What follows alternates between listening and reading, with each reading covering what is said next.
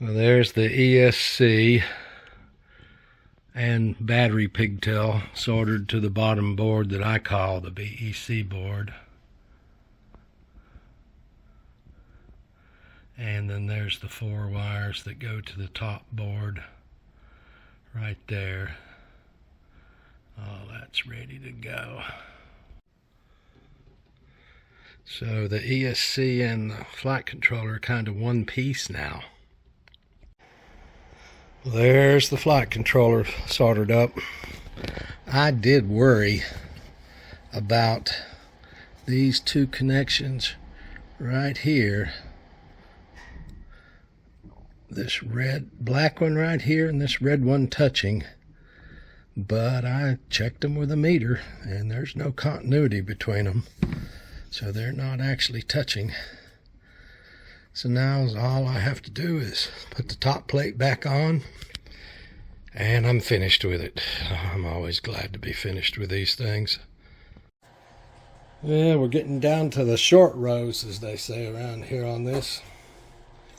The flight controller and the ESC is one piece because I soldered the ESC straight to the flight controller. Now, the wires on this are so short and the wires on the motor are so short. What I'm going to have to do is stick this whole assembly inside, bring it back where these wires are coming out the back to be able to hook up the motor, and while wires are kind of sticking out the back here, put shrink wrap around these and shrink it. So that's going to be rather a strange thing. But real quick, guess I can go ahead and put this on. This would be number 3. There we go. And I'm not going to use this brake connector. So there it is on the throttle, RC channel 3. Probably need to wrap up those wires right there with a little tie wrap. I'm not going to put it in right now and actually do it because I've got to actually hook up the motor, and actually I can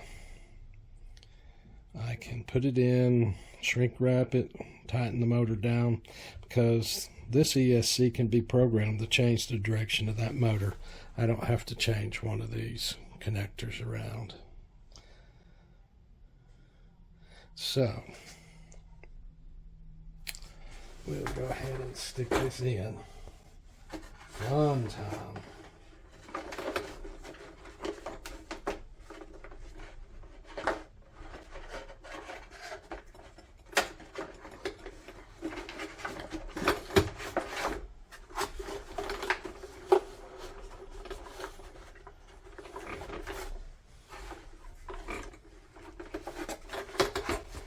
This isn't going to be as easy as I thought it was, getting the wires out that little hole, so I'm going to do this off camera. Okay, I taped them up as if they were one cable with a little bit of masking tape. Just made it easier. And now they're sticking out the hole. I'll get some shrink tubing that size. We'll connect the motor and shrink the shrink tubing. There we go. There's 3 pieces of shrink tubing. Yellow was the only ones I had that really fit. And the motor wires are connected. I'll have to go across the room and do the shrinking. And then we'll screw this motor down. There we go. There's a nice shrink on the shrink tubing. And now we can move all that inside and put in the 4 bolts to secure the motor. And again, because this ESC can be programmed to change motor direction, I don't have to change any of them wires around to change motor direction. Here we go. I tie wrapped up that excess control wire. I even put the brake control in it just to get that cleaned up, tidied up. And now we can place the ESC. I'm not quite ready to place the flight controller because I'll be plugging some things into it, and it'll be best if it's not glued, double-sided taped down yet. Well, after placing it in there the first time, I realized I probably should have shortened these wires between the flight controller and the ESC. So there's going to be some excess wire sticking up in there just because the flight controller is going to be so close to the ESC. Let me get the ESC position down and I'll show you what I'm talking about. So there's the ESC in there. It's as far back as it'll go, right up against that wall, which is the landing gear. That's why it won't go back any further. And you can't see this direction. It's the best I can do right there. Now again, this cable coming out of it right here is a programming cable. It's not for control. It's for hooking up some kind of little LED control programming pad to it.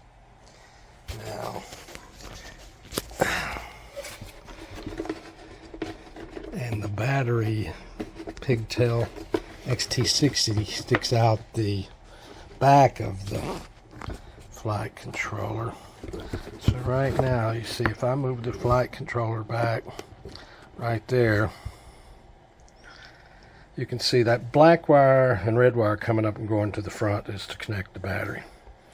But all that black and red wire coming out of the ESC, you can see kind of kinked up, is excess. And if I'd have done better planning, that would have been shortened.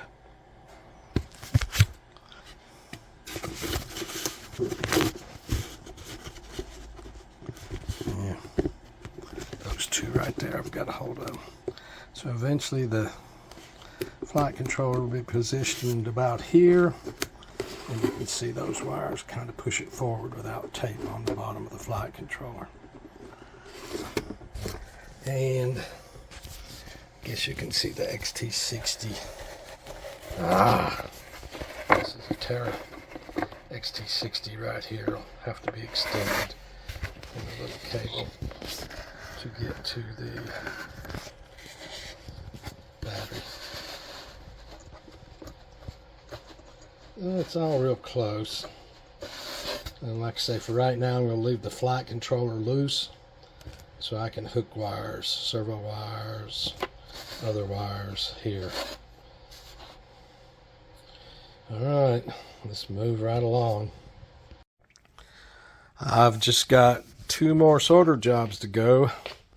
The little LiDAR board needs 4 wires, ground, voltage, and transmit and receive on a UART connected to it. And then one side of this Dragon Link receiver needs 6 pins connected to it for telemetry. That is it. Then we'll be on to camera system. There's the little LiDAR board for automatic landings soldered up. 4 little wires right here, ground, voltage, transmit and receive on a UART. I'm going to put it on this, right in this area. Just cut a little rectangular indentation and hot glue it, or you who pour it in there. Cut a slot in the bottom of the fuselage to put the wire through. That'll bring that wire up. Oops. Just in front. That'll bring that wire up right here in this area, just in front of the flight controller, so it can be hooked to pins right there on the front of that flight controller. I'm not going to do that right now because I'm going to work with this outside the model. I've never worked with this before, to familiarize myself with it and make sure I've got the transmit and receive on the right, pins on the UART, and figure out where I'm going to plug this physically into the controller when I plug it into the controller. And seeing that flight controller is now basically soldered into the fuselage because it's soldered to the ESC, it's just going to be best if I don't make that place. Well, I can make the place in the bottom of it and cut the slot for the wire to come through, but it'll be best if I don't physically put it in right now. So things are slowing down a bit. They're getting right down to, right now all I have to do is the receiver and then the camera system. Okay, there's the Dragon Link receiver with the connector put on it for telemetry that will hook to the flight controller, ready to go. Here's the what will be S-bus, power, and ground. And on this end, you know, you have to break out that power when connecting to an H743. Signal and ground will go on the flight controller, but this right here has to go over to the servo rail where the BECs there have enough power to handle that 1 watt, because the BECs where you hook the S-bus or CRSF, whatever you use here, cannot handle the power. You'll just burn up your flight controller. Let me show you what I'm talking about. This is another H743 wing. And what you do is you ground the Dragon Link here. You don't use this power pin, and you either use S-bus or CRSF on this pin right here. And you have to come over to this servo rail here to pick up your voltage to power it. That's also why in the telemetry cable you don't see a red wire in there. You don't power the Dragon Link receiver from both. This connector, come on, this connector, that red wire you see right there is not connected. The other 5 are. You don't power it from there and here at the same time. You'll blow things up. Now let me show you on the data sheet for the flight controller. Oh, and while I'm here at the airplane, I hot glued the little daughter board for the USB that connects to the flight controller up right there, so I can plug in USB right there, and that'll go back to the flight controller too. Basically everything's in the airplane. The flight controller isn't fixed.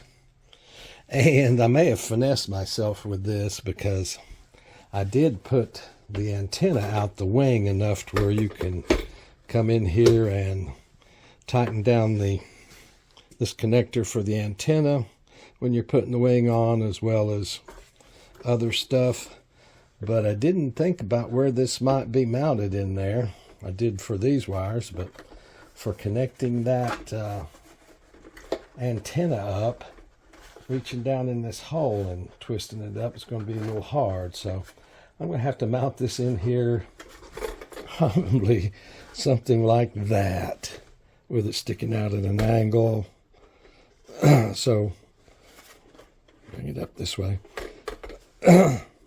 Or maybe I'll mount it. Yeah, I can actually mount it on top right there on that plywood, and that'll work out well with it sticking out a little bit, so I can get my hand in there and tighten that antenna connector down.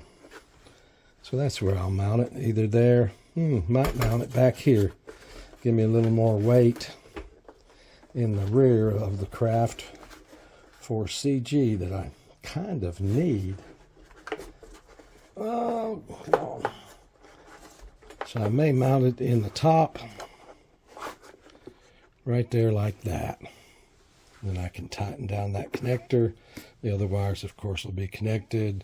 Hook up the wires, because I'm going to put extension wires on the flight controller that come up in here, so I can take the wires from the wing and plug it into those extensions and label them all. So now let me show you what I was talking about on the power on the data sheet for the H743. We're basically finished here for a while.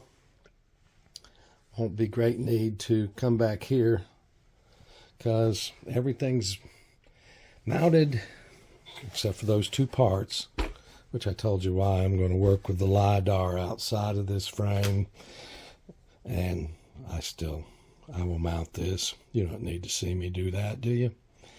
Other than that, everything's mounted except for this, the flight controller, which I'll have to pick up and move around to plug in stuff for servos and things on the front, and then I'll double-sided tape it to that vibration mount. So that's basically it for stuff on this, except for the camera system. And here's what I'm talking about on that supply voltage. This UART6 right here is where CRSF or S-bus will come from the Dragon Link and ground. But this 4V5 voltage, as you can see right here, is a max of 500 milliamps.